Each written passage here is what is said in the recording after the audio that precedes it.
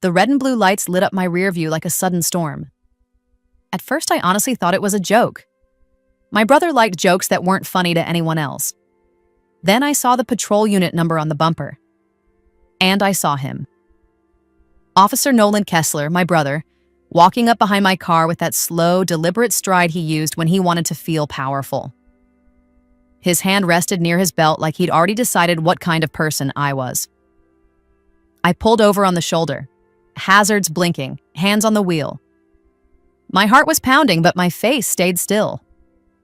I'd learned a long time ago that reacting to Nolan only fed him. He tapped my window twice. Hard. I rolled it down halfway. "Evening," he said, voice flat. Not "hey, sis," not "you okay?" Just cop. "Nolan," I said quietly. "What is this?" "License and registration," he replied, the eyes scanning my car like it was a crime scene. "Your right taillight is out." "It wasn't out when I left my apartment," I said. He leaned closer, smile barely there. "Then you'll have no problem cooperating." Behind him, another officer approached on the passenger side, young, nervous, staying in position. Nolan didn't bring a friend, he brought a witness. I reached for my wallet slowly, the way you do when you don't want anyone claiming you made a sudden move. I handed him my license. He looked at it too long, like he was trying to remember the version of me he'd always hated. The sister who didn't need him, didn't worship him, didn't hand him control. He glanced toward the dash and the windshield, and that's when I remembered the tiny detail that would later save my life. 2 days earlier, my husband had insisted we install a dash cam. Not because we lived in a dangerous neighborhood. Not because I was paranoid. Because people lie, he'd said, tightening the mount behind the mirror. And cameras don't care who your brother is. Nolan didn't know it had an interior-facing lens too. He didn't know it uploaded clips to the cloud when it detected impact or sudden movement. He didn't know it recorded audio clearly enough to catch a whisper. "Step out of the vehicle," he said. I blinked once. "Why?" "Step out," he repeated, louder now for the other officer to hear. "Now." I opened the door and stepped onto the gravel shoulder, the cold air hitting my skin. Cars rushed past, loud and indifferent. Nolan moved in close, too close like he wanted me to feel surrounded even in open space. "Turn around," he ordered. I kept my voice calm. "Is your body camera on?" His eyes flashed for half a second, annoyance. Then he smirked. "Worried about accountability?" he asked. "I'm worried about you," I said, and it came out colder than I meant. "Because you're not acting normal," his jaw tightened. "Hands behind your back." I didn't fight. Fighting is how they write a different story. I put my hands behind me. The cuffs snapped shut around my wrists with a clean metallic click that made my stomach drop anyway. The younger officer's eyes widened. "Nolan," he said under his breath, like he wasn't sure this was real. Nolan didn't look at him. "She's being detained," he said, loud enough for the world. "Possible narcotics involvement." My throat tightened. "What did you just say?" He stepped back and looked at my car like it had insulted him. "I smell something," he said. "Ah, you smell your own lie," I replied quietly. His smile disappeared. "Search the vehicle," he told the other officer. The younger officer hesitated. "Do we have—" "Search it," Nolan repeated, and suddenly his voice had that tone people obey without thinking. I stood there handcuffed on the side of the road, watching my brother open my driver's side door like he owned my life. It wasn't even the worst part. The worst part was how comfortable he looked doing it. He leaned into my car, one arm braced on the seat, head ducked under the steering wheel. The interior light came on, warm and soft, and for a split second, I saw the dashcam's tiny indicator glow. Still recording. Nolan rummaged through the console, then the glove compartment, pulling things out slowly like he wanted it to feel thorough. He found nothing because there was nothing.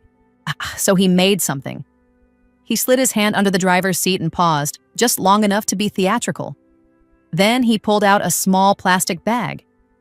My brain refused it for a second, like it couldn't accept what my eyes were seeing. The bag wasn't mine. I'd never seen it in my life. Nolan held it up between two fingers like he was showing off a trophy. "Well, well," he said. "What do we have here?" The younger officer stepped closer, eyes narrowing. "Where was that?" "Under the seat," Nolan said immediately. "Too fast. Too clean." I swallowed hard, but I didn't scream. I didn't beg. I forced my voice to stay steady. "That isn't mine," I said. "And you know it." Nolan's eyes met mine, cold and bright. "Tell it to the judge," he replied. The cars passing by blurred into noise. My wrists hurt. My mouth went dry. "Why are you doing this?" I asked. His face didn't change. "You want to act like you're better than the family?" he said quietly, "just for me. You want to embarrass Mom at dinner. You want to call me a bully in front of everyone." So that was it. Not justice, not a real suspicion. A petty family argument. A bruised ego with a badge. The younger officer cleared his throat. "Nolan," he said, voice strained. "We need to log this properly." "We will," Nolan snapped. Then he looked at me and raised his voice again, back into performance mode. "Ma'am, you are under arrest for possession." I felt something sharp twist in my chest. Not fear, not exactly. It was betrayal, clean and final. Nolan turned toward his partner and said, "Bag it, tag it. Call it found under the seat." And while he said it, he leaned into my car again, right under the dashcam, muttering something I don't think he realized the microphone could catch. "Make sure her little camera doesn't make it to evidence," he whispered. My stomach dropped in a different way, because he knew. Not that it was there, he didn't know that. But he knew I was the kind of person who would have proof. He just didn't know I already had it. The younger officer looked uncomfortable, like he'd just been pulled into something he didn't sign up for. Nolan didn't care. He led me toward the patrol car like I was already guilty, already ruined, already his. As he shoved me into the back seat, I turned my head and saw my dashcam still blinking through the windshield, quiet, steady, recording everything my brother thought he could get away with. Again, I realized this wasn't going to be a normal arrest. This was going to be a cover-up. The back seat of a patrol car feels smaller than it looks from the outside. The door shut with a heavy, final sound, and the cage between me and the front seats turned the whole car into a moving box. Nolan didn't sit up front like my brother. He sat up front like a man auditioning for authority. The younger officer drove, glancing at Nolan as if he was waiting to be told what kind of night this was going to be. Nolan spoke first. Not to me. "Call it a clean stop," he said, casual. "Plain view once we found the bag." Plain view. I stared at the back of his head and kept my breathing slow. If I gave him panic, he'd call it guilt. If I gave him anger, he'd call it instability. So I gave him nothing, just my voice, steady. "I want my lawyer," I said. Nolan didn't turn around. "You'll get a phone call," he replied, "after booking." "I also want my property receipt," I said, "with every item listed." That made him glance back just once, irritation flickering in his eyes like a warning light. "Always the control freak," he muttered.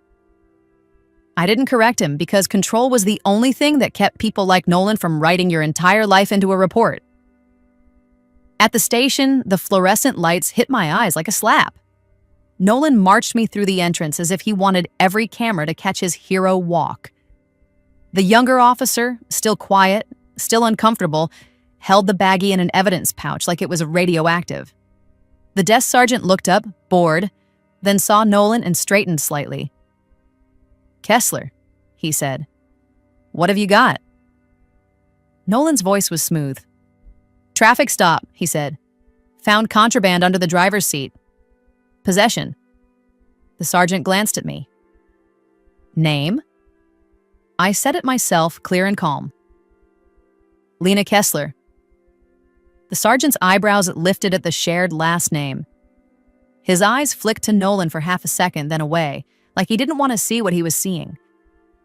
Nolan leaned in slightly toward the sergeant and spoke lower. "She's been a problem," he said. A problem, not a suspect, not an offender. A problem. I watched the sergeant's face shift into something tighter, more careful. He knew the word was wrong. He also knew Nolan was one of theirs. That's when I stopped pretending this was going to be handled fairly by default. I started building a record. "Sergeant," I said, voice even, "I'm requesting a supervisor. And I want it noted that the arresting officer is my brother." Nolan's head snapped toward me. "Don't note it," I repeated calmly, looking at the sergeant, not at Nolan. "Also note that I requested counsel immediately, and I'm requesting preservation of all body camera and dash camera footage from the stop." The sergeant's mouth tightened. He looked at Nolan, then at the younger officer, then back at me. "Who was driving?" he asked. The younger officer cleared his throat. "I was," he said, and his voice sounded like a man trying not to step on a landmine. The sergeant nodded slowly. "We'll get you processed," he said, neutral. "Kessler." He nodded at Nolan. "Paperwork. And make sure your cameras are uploaded." Nolan's eyes flashed. For a heartbeat, his mask slipped. Then he smiled like nothing happened. "Of course," he said. "Always. They took my fingerprints. They took my photo. They asked the same questions everyone gets asked, and Nolan hovered nearby like he wanted to watch me get reduced to a file. When they moved me toward the property counter, I saw my purse on a stainless steel table, my phone inside it like a heart I couldn't reach. A civilian clerk slid an inventory sheet toward me. "Confirm your property," she said, bored. I scanned the list fast. Wallet, keys, ring, hair tie, earrings. Then I saw it. Vehicle contents. None listed. None. My stomach tightened. It was too clean, too convenient. "My dash cam," I said calmly. "It's mounted behind the rearview mirror. That's property." The clerk blinked. "Dash cam is in the vehicle," she said. "Vehicle gets impounded." "Noted," I replied. I want it documented that there is a dash cam installed in my vehicle, and I want the vehicle inventory completed by someone who is not related to me." Nolan stepped in, voice sharp.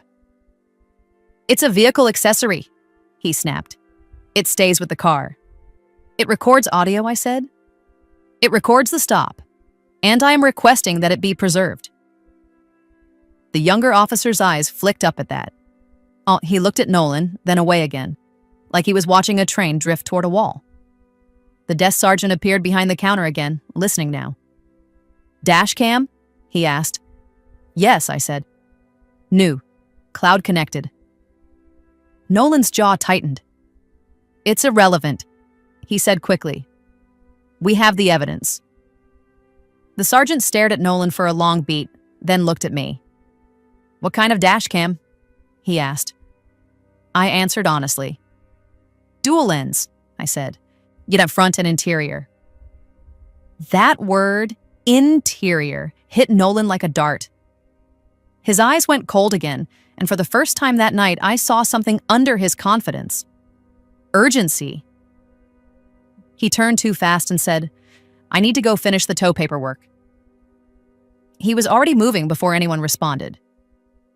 That's when I knew exactly what he was about to do. He was going back to my car, to remove the one thing he couldn't talk his way out of. I didn't shout. I didn't lunge. I did the one thing Nolan couldn't control. I asked for a phone call. "Sergeant," I said, voice steady, "I need my call now." The sergeant glanced at the clock, then at my cuffs, then nodded. "One call," he said. They led me to a wall phone bolted to the concrete like it was designed for people who didn't deserve privacy. My wrists ached as I lifted the receiver. I called my husband, and he picked up on the first ring, voice tight with fear. "Lena?"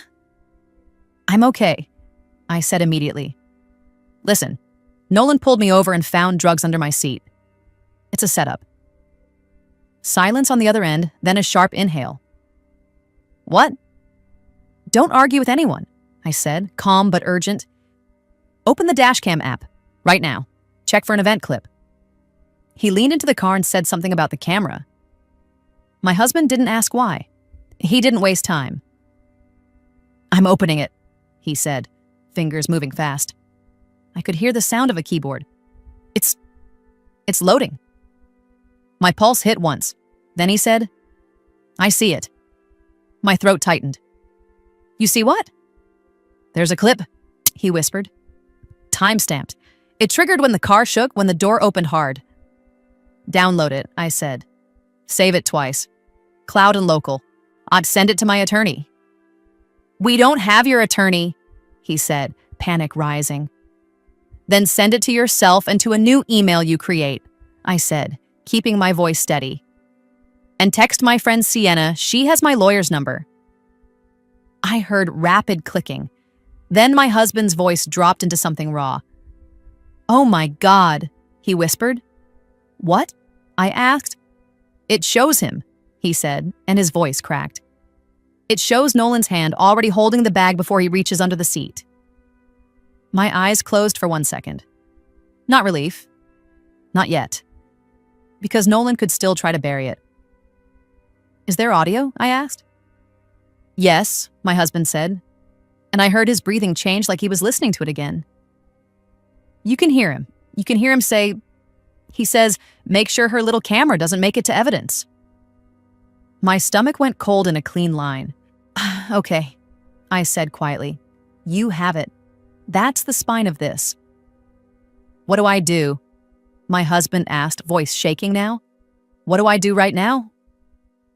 You go to the station, I said. And you don't talk to Nolan. You ask for the watch commander. You tell them there's exculpatory dashcam footage and Nolan is attempting to interfere with evidence. I'm going, he said, breathless. I'm going right now. And one more thing, I said, lowering my voice. If the dashcam goes offline suddenly, that's also evidence. He went silent. Then, the app just changed, he said. My chest tightened. Changed how? It says the camera is disconnected, he whispered. It was online 2 seconds ago. I stared at the cinder block wall in front of me and felt my pulse slow instead of spike. Because that wasn't a glitch. That was Nolan. And he had just made the worst mistake of his career because if he'd left it alone, he could have argued about angles and shadows and interpretation. But disconnecting it right after my husband accessed the clip wasn't interpretation. It was intent. I hung up the phone and turned calmly to the officer waiting by the door. I need to speak to the watch commander, I said. Now. The officer hesitated. Why? Because my dashcam just went offline, I replied evenly. And the arresting officer is my brother. The officer's eyes flicked down the hallway like he suddenly didn't want to be holding this problem. Then he nodded once. Wait here, he said, and walked away. I stood alone with the dial tone still faint in my ear, wrists cuffed, heart steady, watching the hall like a person watching a door that was about to open. High because once the chain of custody gets involved, Nolan couldn't charm his way out. He'd have to explain why my camera went offline at the exact moment the clip was accessed, and why his voice was on it. The watch commander didn't come running. He came walking, slow, controlled, like he'd already decided this was going to be handled with procedure, not volume. A tall man in a white uniform shirt stopped outside the phone area and looked at the officer who'd fetched him. His nameplate read, Lieutenant Mason Greer. His eyes moved to my cuffs, then to my face, then passed me down the hallway like he was looking for the person who caused this. You asked to see me, he said. Yes, I replied calmly. The arresting officer is my brother. He planted contraband in my car. I have dashcam footage. It was accessed from the cloud, and the camera went offline immediately after. I'm requesting preservation of all body cam, dashcam, CAD, and impound footage. Lieutenant Greer didn't react with disbelief.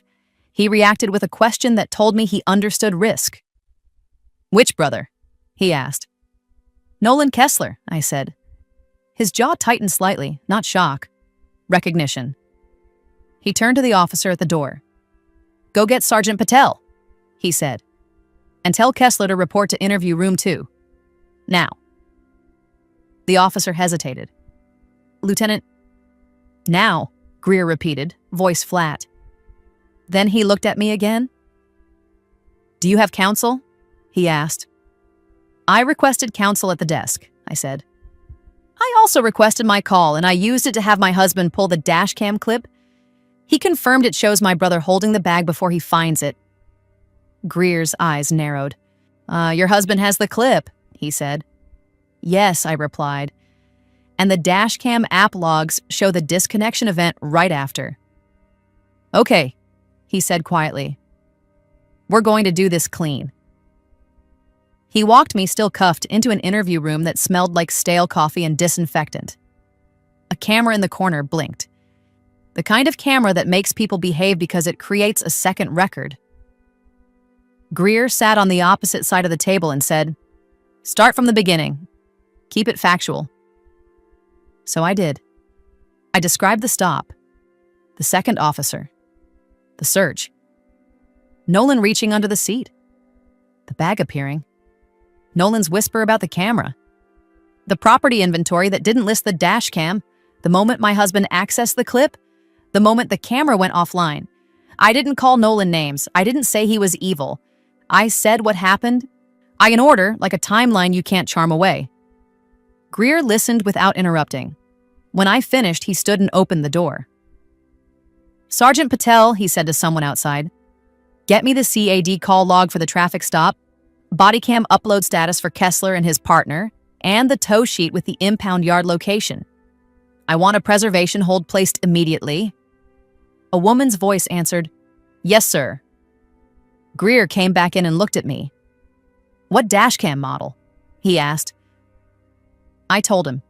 He nodded once. "Cloud storage?" he murmured. "Metadata." "Exactly." A few minutes later, the door opened again. Nolan walked in.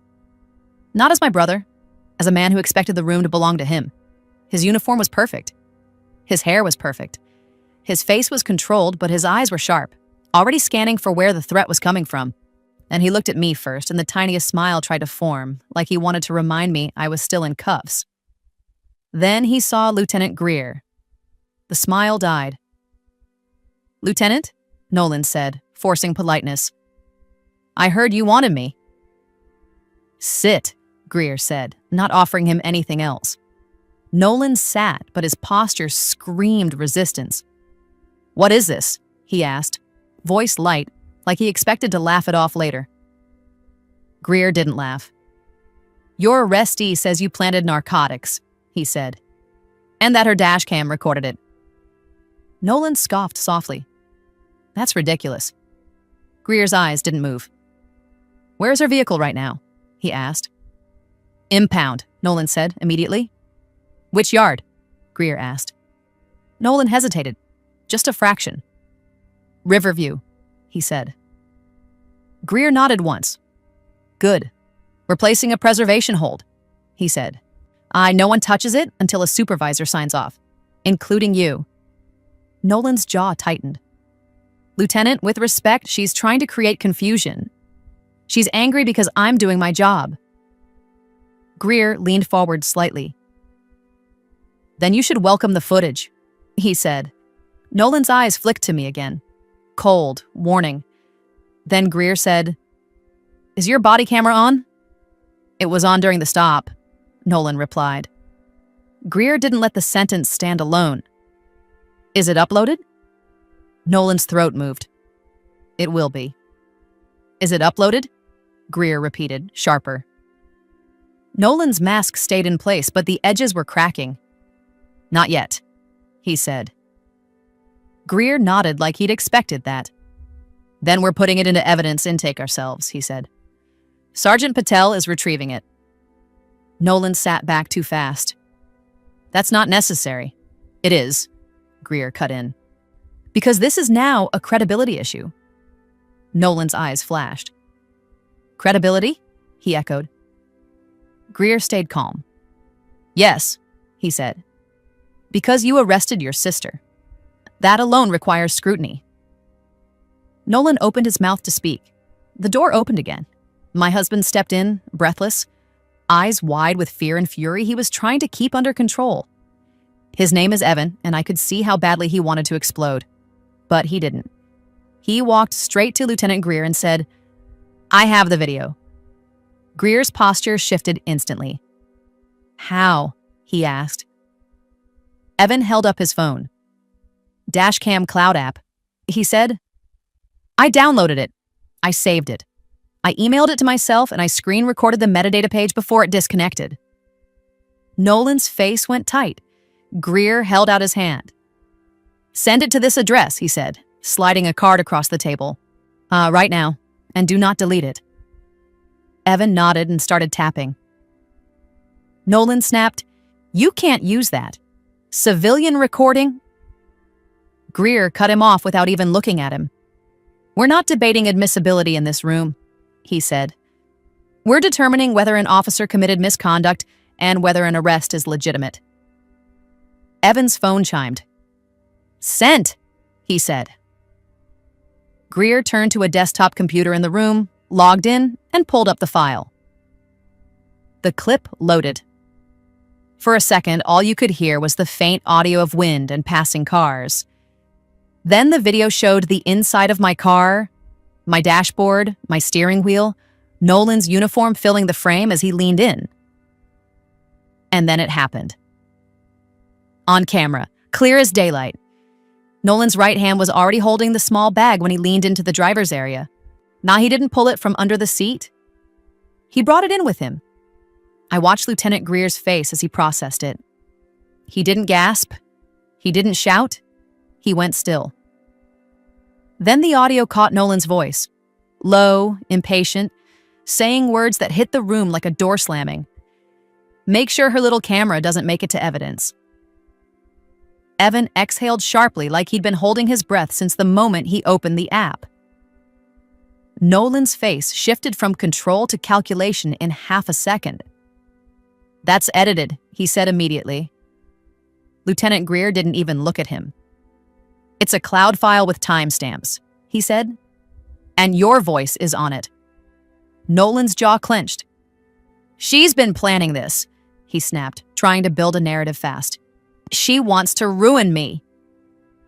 Greer finally turned his head slightly, eyes hard. You ruined yourself, he said quietly. Nolan stood up too fast, chair scraping. Lieutenant, this is... Greer raised a hand. Sit, he said. Nolan didn't sit. Greer's voice sharpened. Officer Kessler, he said, you are being ordered to sit down. Nolan's hands twitched at his sides. Then he sat, slow, furious, like obedience tasted bitter. Greer turned to me.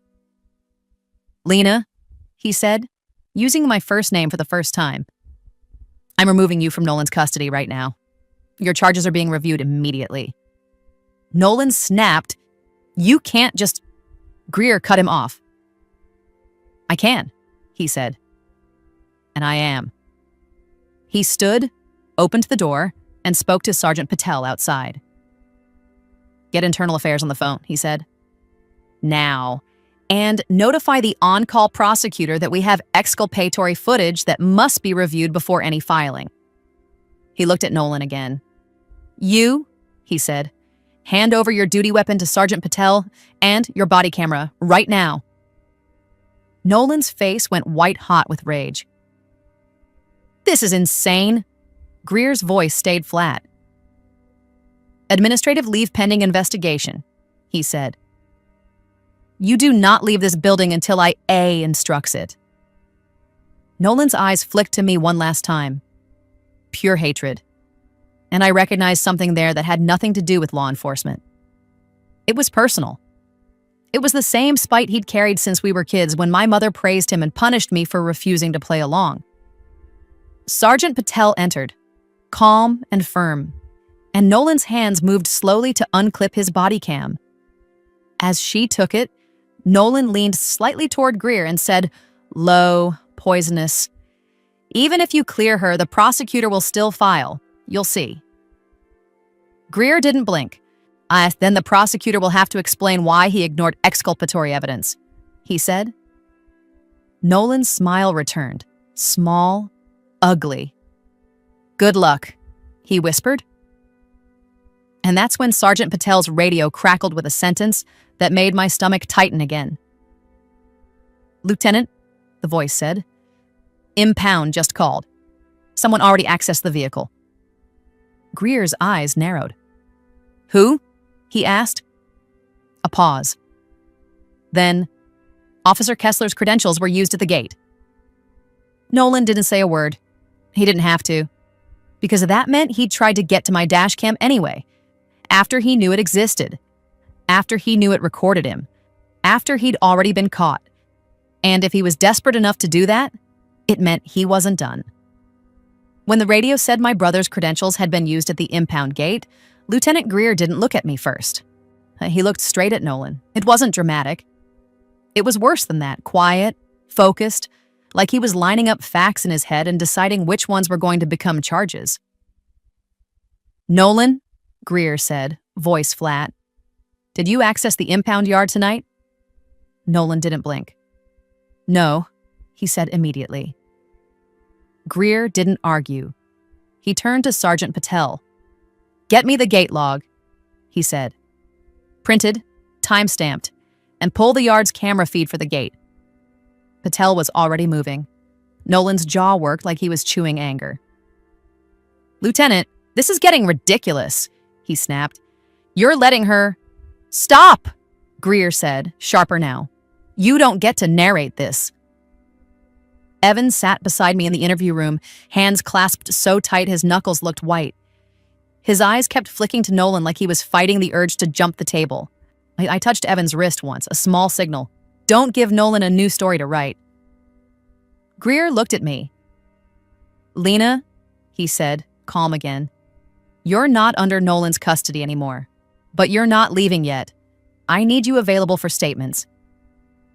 "I understand," I said. The door opened and Patel came back with a single sheet of paper and a tablet. She handed the paper to Greer and angled the tablet so he could see. Greer read the paper once, then looked up. "Gate scan," he said aloud. "Officer Kessler's credentials.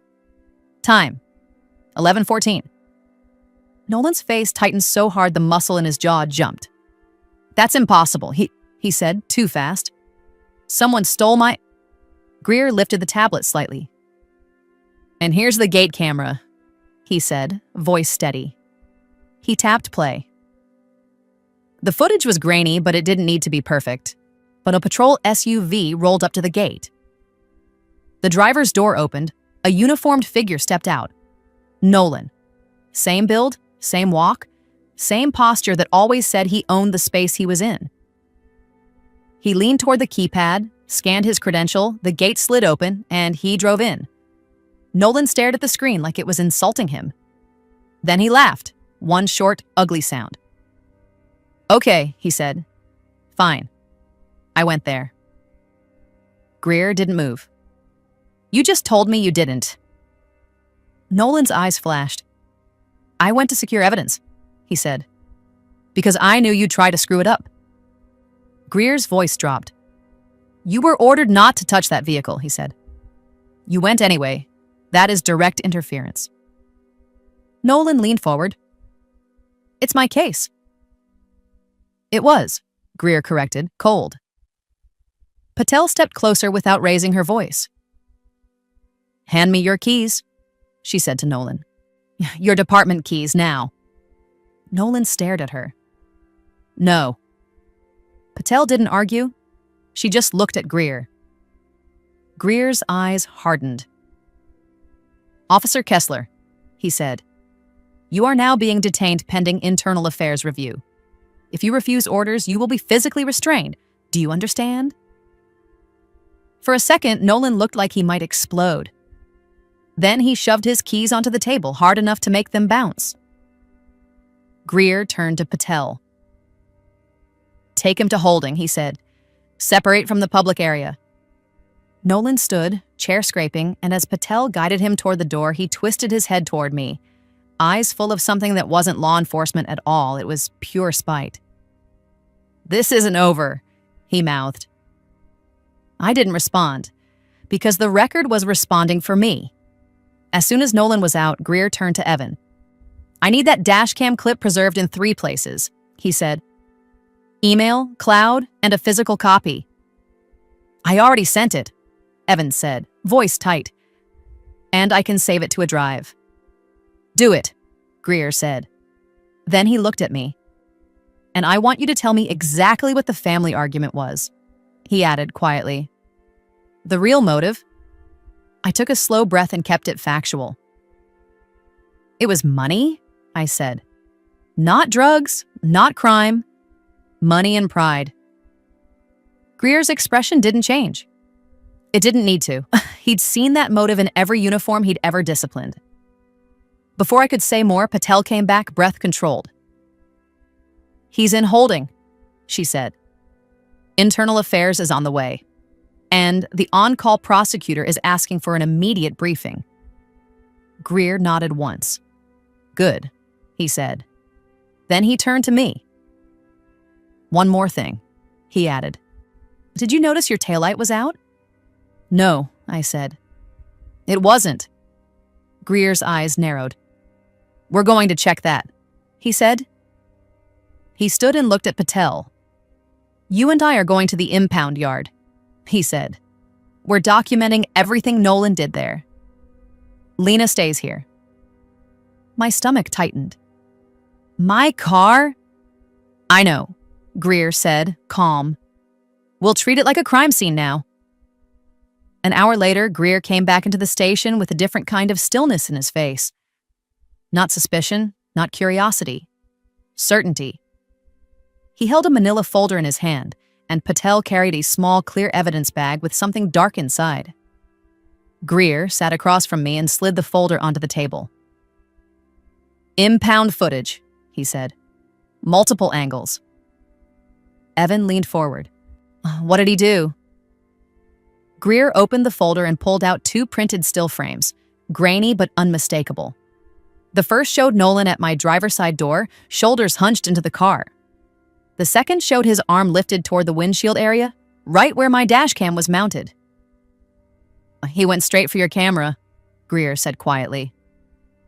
My throat tightened, but my voice stayed level. That's why it went offline, I said. Greer nodded once. He unplugged it, he said. Then he attempted to remove the mount.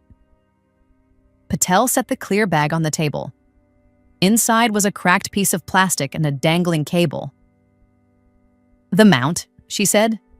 Impound staff found it on the driver's floor mat after he left. Evan's face hardened. He destroyed it. Greer's eyes stayed calm. He tried.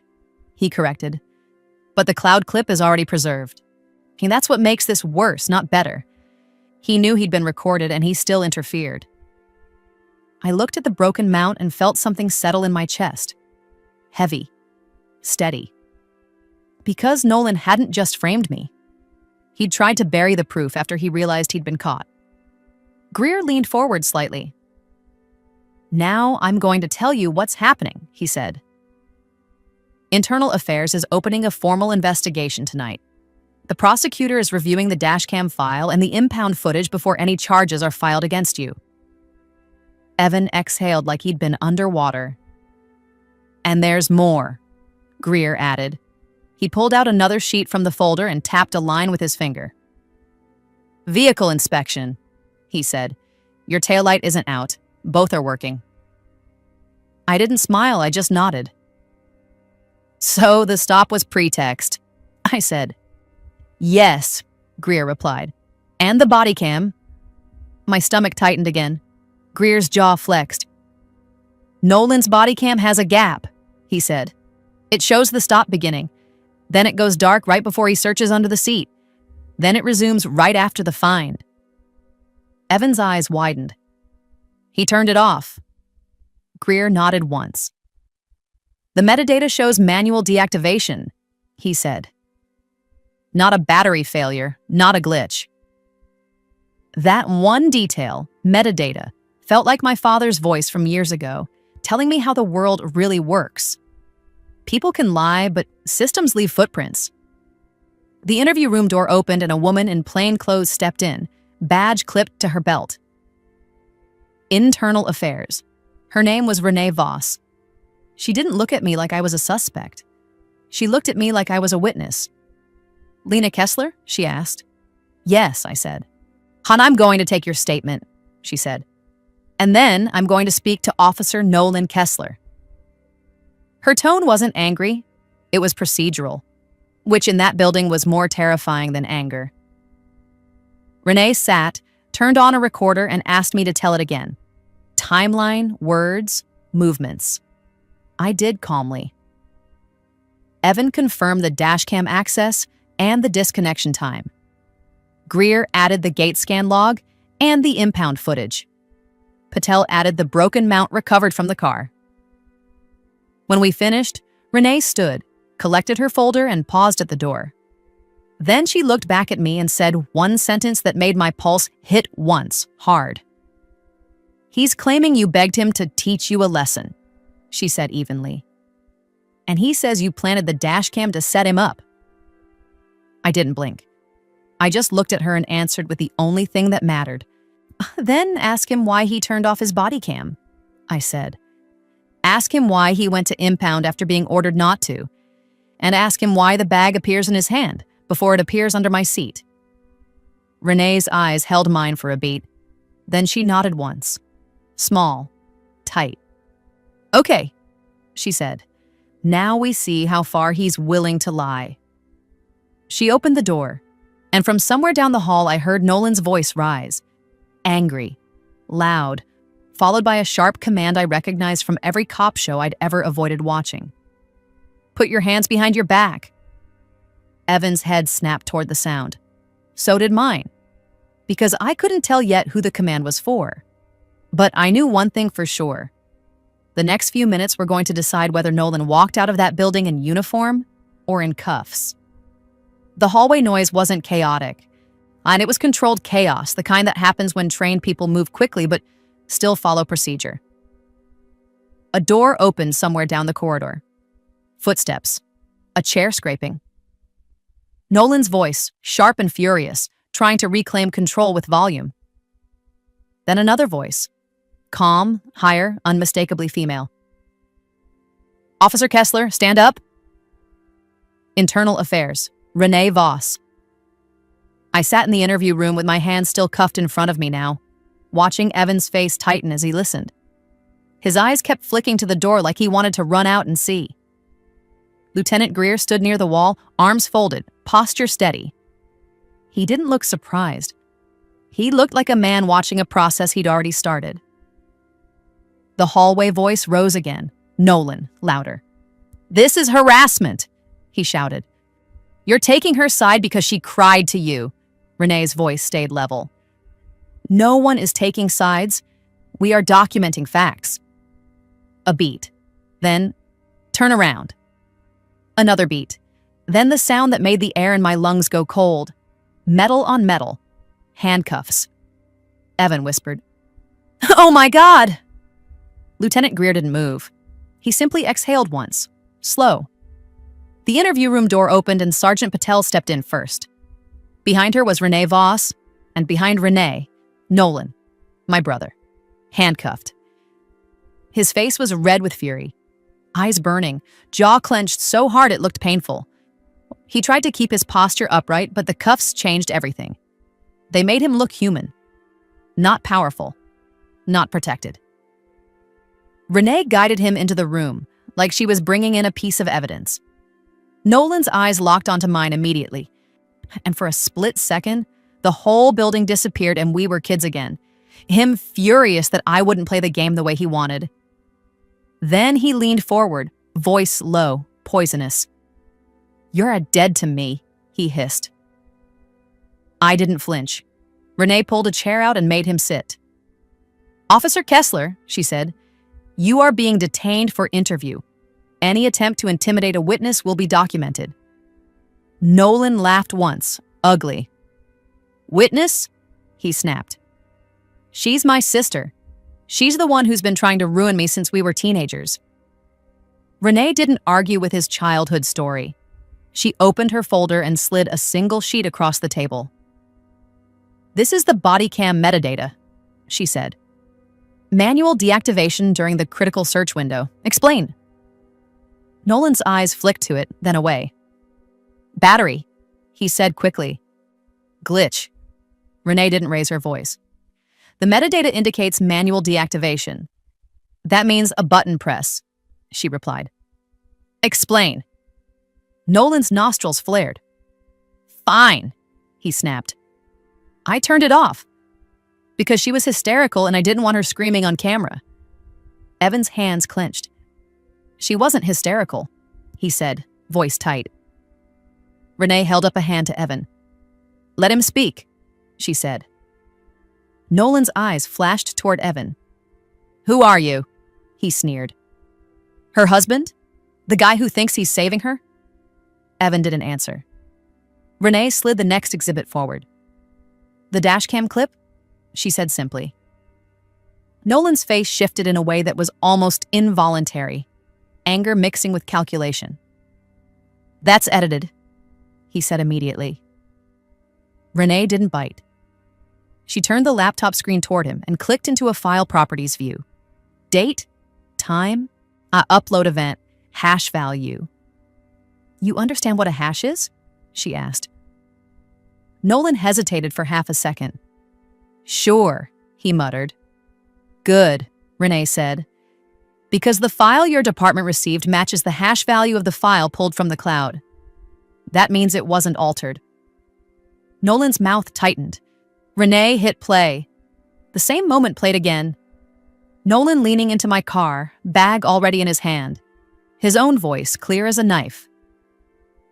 Make sure her little camera doesn't make it to evidence. Nolan stared at the screen like it was betraying him personally. Renee paused the clip and slid a third exhibit across. Impound gate log, she said. Your credentials, time-stamped. Then impound footage showing you going straight to the dashcam mount. Nolan's hands twitched inside the cuffs. That was to secure evidence, he snapped. Renee's voice stayed calm. You were ordered not to touch the vehicle, she said. You went anyway. You unplugged and attempted to remove the dashcam. That is interference. Nolan leaned back, breathing hard, eyes burning. You're making it sound worse than it is. Renee tilted her head slightly. Then tell me why you did it, she said. Silence. Not because Nolan didn't have an answer. Because the real answer was petty and ugly, and saying it out loud would destroy what he thought he was. I watched him the way you watch someone who has always been protected suddenly realize the shield is gone. Finally, Nolan looked at me and said, You humiliated Mom. That was it. That was his motive. Not public safety, family pride. Renee looked at me, then back to Nolan. That is not a lawful reason to arrest someone, she said, voice flat. Nolan snapped, You don't understand our family. Renee didn't blink. I understand evidence, she replied. Then she turned to Lieutenant Greer. Release her, she said. Greer nodded once and spoke to Patel. Remove her cuffs. Patel stepped behind me and the cuffs came off with a click that felt like blood returning to my fingers. My wrists were red, but my hands were steady. Evan reached for my hand. I squeezed once. Not because I was okay, because I was still controlled. Renee stood and said, Here's what happens next.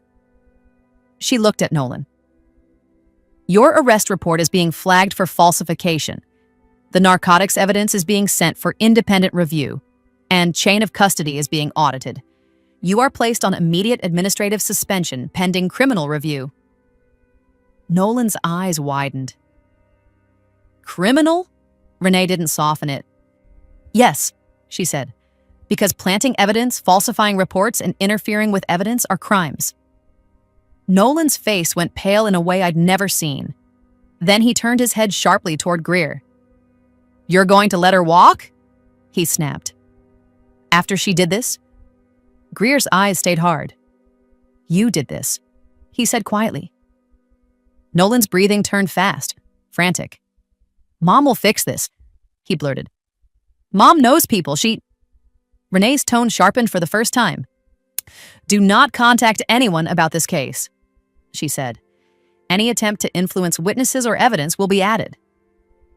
Nolan's eyes burned with hate as he looked at me. "You think you won?" he hissed. I finally spoke to him directly, still calm. "I didn't win," I said. "I survived what you tried to do."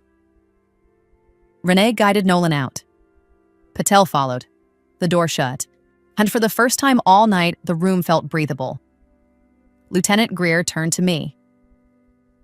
"Lena," he said, "the prosecutor is declining charges against you pending review of all evidence. You are free to go." Evan's shoulders sagged like he'd been holding the sky up. We walked out of the station together, the night air cold and clean.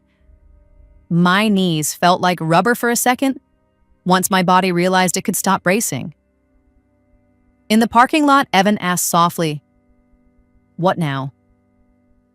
I looked back at the station doors and felt something settle in my chest, heavy and final. "Now," I said, "everything he wrote gets audited." Within days, the district attorney opened a criminal investigation into Nolan's arrest report, body cam deactivation, and the impound interference. Internal Affairs completed an emergency suspension. I and Nolan's police powers were revoked pending outcome. The Dashcam cloud metadata and file hash matched across copies, and the impound gate logs and camera footage confirmed he accessed my vehicle after explicit orders not to.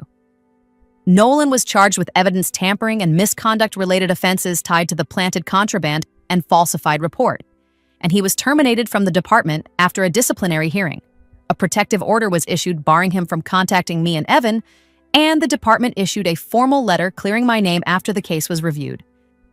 The petty family argument he tried to win ended the only thing he cared about, his badge, and the proof came from the one tiny detail he dismissed as irrelevant. In the comments, tell me this. If a family member with power tried to destroy you, how would you confront them right away? Or would you do what I did and let a camera and a clean timeline speak for you? If you want more stories like this, hit like, subscribe, and I'll see you in the next video.